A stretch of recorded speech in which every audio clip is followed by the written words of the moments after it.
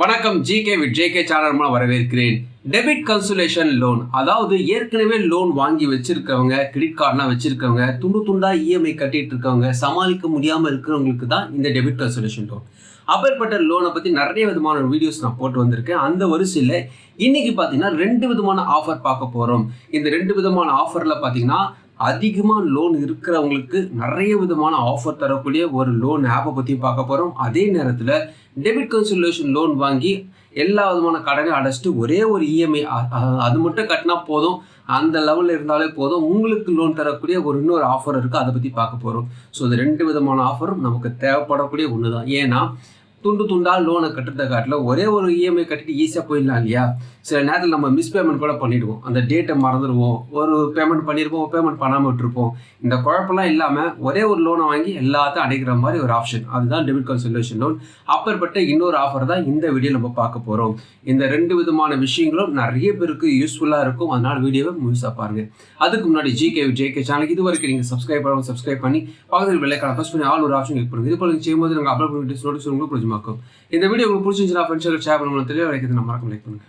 அதிகமாக கடன் இருக்கிறவங்கள 2 வகையாக பிரிக்கலாம். ஒன்று பார்த்தீங்கன்னா பேன் கார்டு பேஸ் பண்ணி லோன் வாங்கினவங்க, இன்னொன்று பார்த்தீங்கன்னா பேன் கார்டு அதெல்லாம் இல்லாமல் கைமாத்தா கடன் வாங்கினவங்க. ஸோ இது 2 விதமான மனுஷங்கள் இருக்கிறாங்க. அப்பேற்பட்டவங்களுக்கு 2 விதமான லோன் ஆஃபர் தான் இந்த வீடியோவில் பார்க்க போகிறோம். அதில் ஃபர்ஸ்ட் நம்ம பார்க்க போகிறது ஒரு லோன் ஆப், ரெண்டாவது நம்ம பார்க்க போகிறது ஒரு பேங்கர். இந்த பேங்கர் பொறுத்த வரைக்குமே டெபிட் கன்சல்டேஷன் லோன் தருவதில் ஒரு எக்ஸ்பர்ட்னு நம்ம சொல்ல முடியும். நிறைய பேர் லோன் வாங்கியிருக்காங்க, அவங்கள பற்றி நம்ம பார்க்கலாம். ஃபர்ஸ்ட் இந்த லோன் ஆப்பை பற்றி நம்ம சொல்லிடுறேன். இந்த லோன் ஆப் யாருன்னு பார்த்தீங்கன்னா பைசா பஜார். பைசா பஜாரை பொறுத்த வரைக்குமே நிறைய பேர் நினச்சிக்கிற விஷயம், இந்த கிரெடிட் ஸ்கோர் செக் பண்ணக்கூடிய ஒரு பிளாட்ஃபார்ம் தான் நினச்சிட்டு இருப்பாங்க. இது கிரெடிட் ஸ்கோர் மட்டும் கிடையாது, உங்களுடைய எல்லா வித தேவையும் நீங்கள் பிளான் பண்ணிக்கலாம்.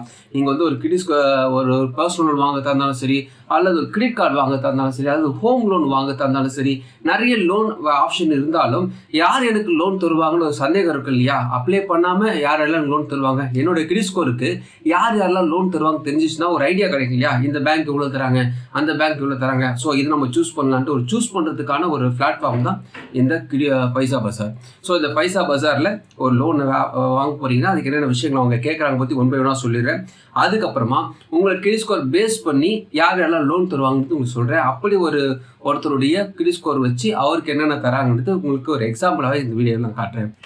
பைசா பஜார் ஆப்பை நீங்கள் ப்ளே ஸ்டோர் போய் டவுன்லோட் பண்ணிங்கன்னா ஓப்பன் ஆனே பார்த்தீங்கன்னா நிறைய விதமான லோன் ஆஃபர்லாம் காட்டுறாங்க. ஸோ நான் ரொம்ப டீட்டெயிலுக்குள்ளே போகலை, அதெல்லாம் நம்ம ஸ்கிப் பண்ணி நேராக கெட் ஸ்டார்ட் ஒரு ஆப்ஷன் வரும். நீங்கள் கொடுத்துட்டீங்கன்னா மொபைல் நம்பர் கேட்கும், மொபைல் நம்பர் ஓடிபி வரும். ஓடிபி நீங்கள் கொடுத்த பிறகு இதில் மொபைல் நம்பர் சொல்லும்போது நம்ம மறுபடியும் சொல்லக்கூடிய ஒரு விஷயம், மொபைல் நம்பரோடு உங்களோட ஆதார் கார்டு இணைக்கப்பட்டிருக்கணும், பேன் கார்டு இணைக்கப்பட்டிருக்கணும். அப்படி இருந்தால் தான் ப்ராப்பராக உங்களுக்கு லோன் கிடைக்கும். ஸோ அதை கொடுத்து முடிச்ச பிறகு பார்த்தீங்கன்னா டேரெக்டாக பர்சனல் லோனுக்கு நம்ம போயிடலாம். ஏன்னா அது நிறைய விதமான ஆப்ஷன் இருக்குது. பர்சனல் லோன் நீங்கள் செலக்ட் பண்ணிங்கன்னா உங்கள் எம்ப்ளாய்மெண்ட் டைப் கேட்கும், அதாவது சேலரி எம்ப்ளாய், செல்ஃப் எம்ப்ளாய் கேட்கும், எவ்வளோ இன்கம் உங்களுக்கு பேர் ஆனம் எவ்வளோ வருதுன்னு கேட்கும். ஸோ 5 லட்சத்துலேருந்து 10 லட்சம் நான் ஃபார் எக்ஸாம்பிளுக்காக போட்டிருக்கேன். உங்களுக்கு எவ்வளோ நீங்கள் போட்டிருக்கீங்க, அப்போ உங்களுடைய சேலரி எந்த பேங்க்கில் கிரெடிட் ஆகுதுன்னு கேட்குறாங்க. இன்கேஸ் நீங்கள் செல்ஃப் எம்ப்ளாயாக இருந்தீங்கன்னா கிரெடிட் வேறு மாதிரி வரும். ஸோ அதனால் அந்த பேங்க்கை நீங்கள் சூஸ் பண்ணி வேண்டியிருக்கும்.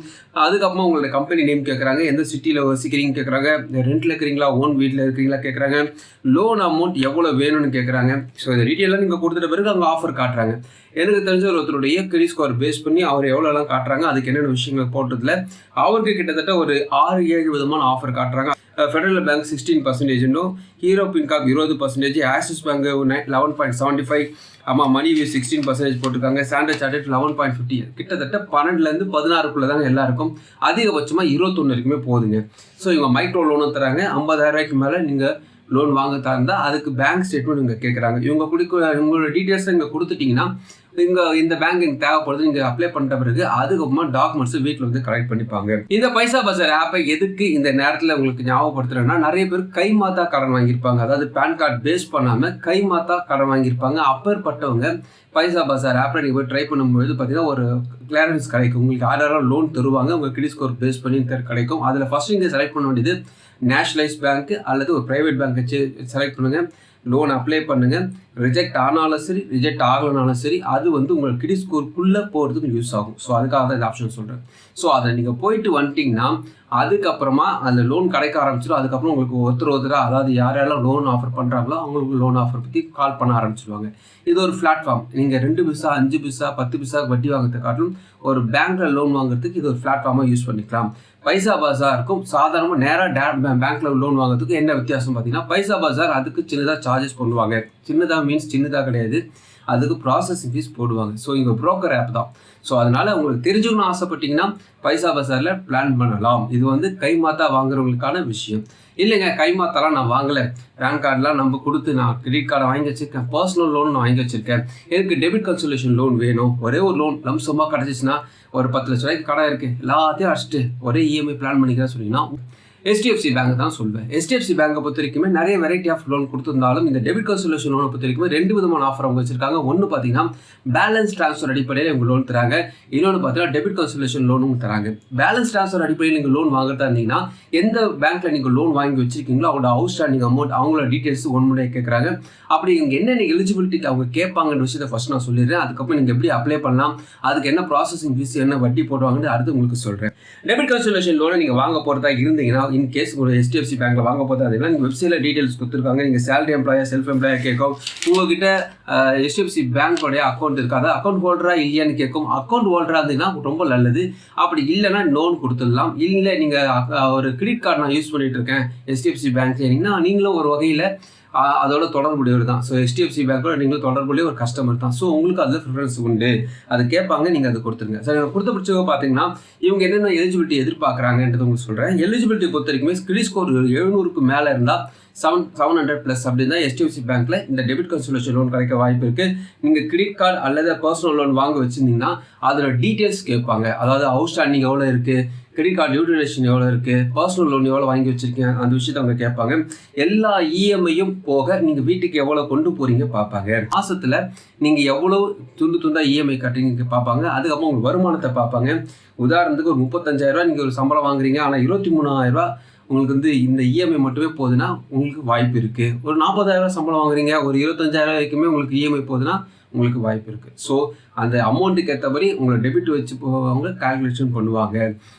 துண்டான கடனுக்கு மொத்த இஎம்ஐ எவ்வளோ கட்டுறீங்க, உங்களோட வருமானம் எவ்வளவு, இதை பேஸ் பண்ணி தான் இது இருக்கும்.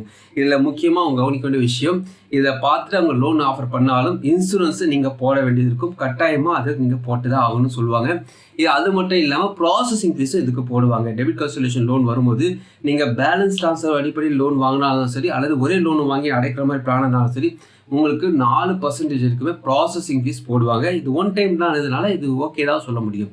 நீங்கள் HDFC பேங்க்ல லோன் வாங்குறதா இருந்தீங்கன்னா எலிஜிபிலிட்டி இதுதான். ஸோ மெயினான விஷயத்த உங்களுக்கு சொல்லியிருக்கேன். இதை அப்ளை பண்ணது நீங்கள் ஆன்லைனில் அப்ளை பண்ணால் கூட டெபிட் கன்சல்டேஷன் பொறுத்த வரைக்குமே நீங்கள் டேரெக்டாக போய் அணுகிறது நல்லதாக இருக்கும். நீங்கள் நேராக ஒரு HDFC பேங்க்கில் போயிட்டு உங்கள் டீட்டெயில்ஸை கொடுத்து நீங்கள் கேட்கலாம். அல்லது HDFC பேங்க்கில் ஒரு அக்கௌண்ட் சேவிங்ஸ் அக்கௌண்ட்டாக ஓப்பன் பண்ணி ஒரு 3 மாதம் அல்லது ஒரு 6 மாதம் நீங்கள் ரன் பண்ணி வச்சுட்டு உங்கள் சேலரி அக்கௌண்ட்டை நீங்கள் மாற்றிட்டீங்கன்னா இன்னும் உங்களுக்கு லோன் கிடைக்க வாய்ப்பு இருக்குது. ஃபஸ்ட்டு உங்களை சேலரி அக்கௌண்ட்டை மாற்ற வேண்டியிருக்கும்.